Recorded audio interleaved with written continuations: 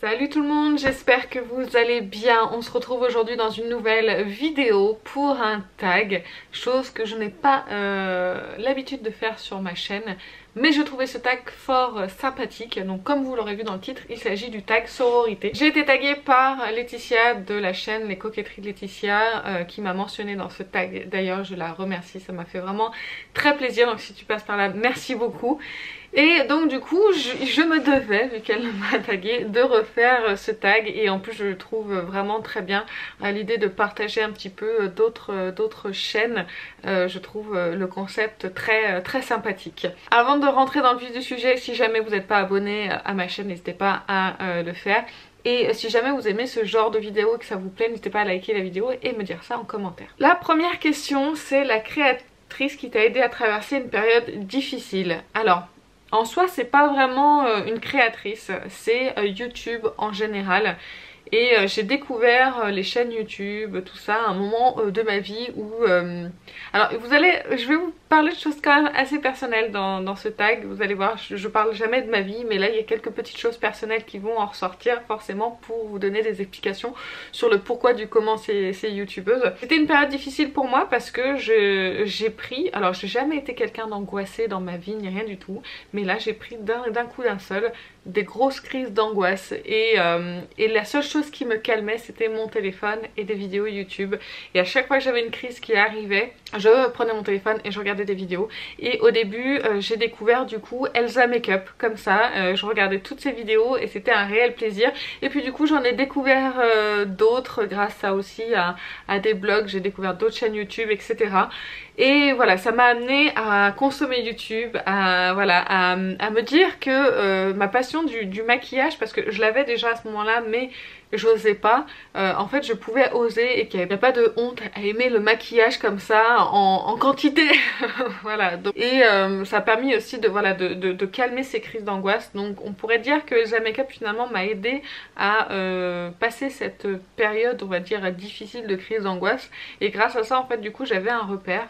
Et maintenant je n'en fais plus à ce jour, parce que c'était il y a quand même je dirais 7-8 ans je dirais au moins. Donc voilà, maintenant je suis beaucoup plus sereine apparemment, et j'ai réussi à les calmer et à les maîtriser. Ensuite, la créatrice qui t'a fait te remettre en question. Alors c'est pas vraiment une grosse remise en question, excusez-moi, j'ai oublié de mettre mon téléphone en silencieux. C'est la youtubeuse Et Pourquoi Pas Colline. Je trouve qu'elle aborde le sujet de la consommation et en fait elle aborde la beauté, elle consomme beaucoup de bio, elle est plutôt dans le style zéro déchet, donc enfin voilà, c'est un peu le style de sa chaîne. Ne lui empêche pas aussi d'aimer certains produits qui ne sont peut-être pas avec des compos complètement clean, etc. Enfin bref, je regarde moins ces vidéos maintenant, mais c'est vrai que je les ai beaucoup consommées à un moment donné.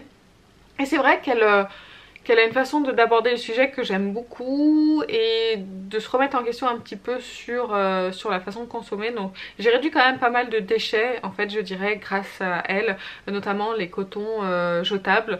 Maintenant j'utilise des cotons lavables, j'utilise plus de sopalin, enfin vous voyez, il y a plein de choses comme ça. Je fais mes yaourts par exemple maison, ce qui évite d'avoir des pots en plastique, donc les déchets de pots en plastique. Enfin oui, il y a plein de choses comme ça qui m'ont fait me remettre en question grâce à elle. Mais en même temps elle a des vidéos qui ne font pas culpabiliser non plus. J'aime beaucoup cette façon et j'aime beaucoup son humour aussi. Donc voilà, c'est un peu ce style de remise en question.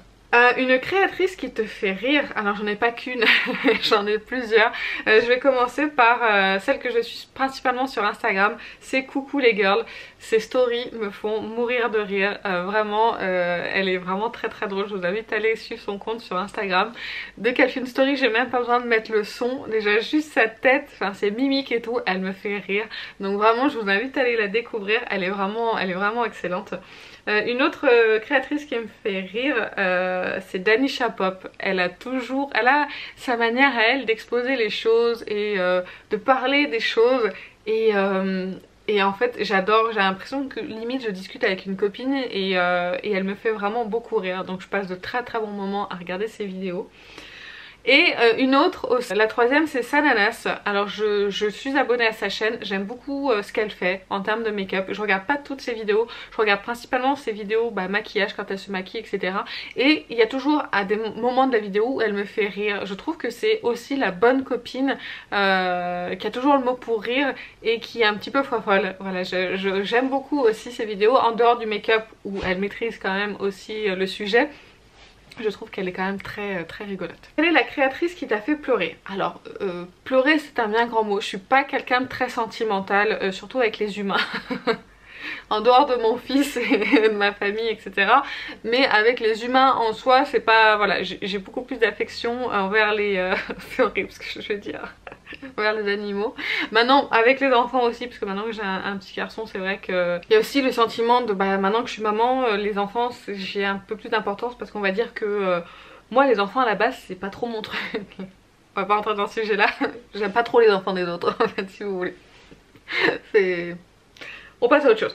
Et donc du coup, j'en étais où? Voilà, j'ai pas trop de sentiments envers les gens, mais j'ai été beaucoup touchée par cette youtubeuse. Alors je consomme pas du tout ses vidéos, je regarde pas du tout ses vidéos, je suis pas sa chaîne, j'étais tombée par hasard sur ce genre de vidéo là. Et de temps en temps je vais regarder où elle en est dans son parcours. C'est Gigi Makeup Life. Et c'est une personne qui a un désir d'enfant, qui souhaite avoir un bébé et qui malheureusement n'y arrive pas avec plusieurs tentatives, tout ça. Elle a un parcours médical aussi pour aider à concevoir, enfin bref je rentrerai pas dans les détails, mais je comprends son sentiment de désir d'enfant et de ne pas y arriver. Malgré que je sois maman d'un petit garçon, ça n'a pas été facile pour l'avoir pour nous. Je vous ai dit que ça allait être, que j'allais parler un peu de ma vie. J'ai essayé de faire bref parce que j'aime pas trop parler de moi. C'est voilà. J'ai mis longtemps à avoir, enfin longtemps. Tout est relatif, ça dépend pour qui. J'ai mis 3 ans au moins pour avoir mon fils et une fausse couche. Et je la comprends dans ces fausses couches, je comprends ce sentiment d'attendre un enfant qui n'arrive pas, mais pas à son point à elle. Et donc du coup j'étais vraiment touchée par sa vidéo. Et de temps en temps je vais voir sa chaîne pour voir si elle annonce pas une bonne nouvelle. J'en serais très contente pour elle, vraiment. Et voilà, vraiment ça m'a beaucoup touchée son histoire et je lui souhaite vraiment d'être maman, peu importe par quel moyen. La créatrice qui t'inspire en ce moment?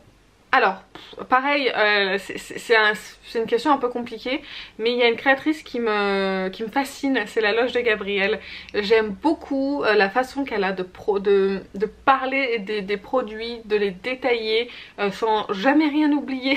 C'est agaçant aussi, mais vraiment on sent qu'elle aime ce qu'elle fait, elle aime le make-up et elle aime en parler et ça se sent. Et donc je suis plus inspirée dans ce sens là par elle, de cette passion qu'elle transmet comme ça à l'écran.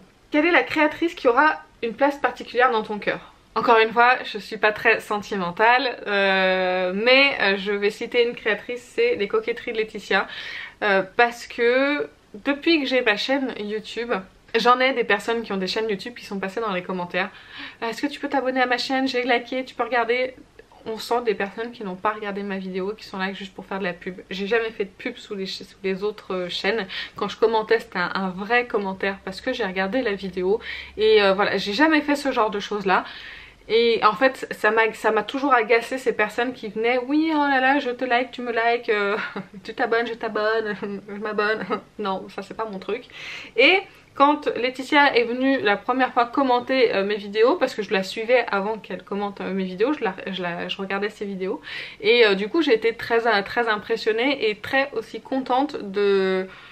qu'elle regarde mes vidéos. Pour ça je la remercie parce que je sais que quand elle commente c'est qu'elle a regardé et c'est pas de la publicité. Donc merci à toi Laetitia d'être passée. Ça me fait dire que toutes les youtubeuses ne sont pas là que pour faire de la pub dans les commentaires. Il y en a des sincères qui consomment YouTube parce qu'elles aiment regarder des vidéos de make-up. Voilà. Ensuite, quelle est la créatrice quelle créatrice aimerais-tu que les gens découvrent? Honnêtement ce serait Danisha. Je pense qu'elle n'a pas le succès qu'elle mérite.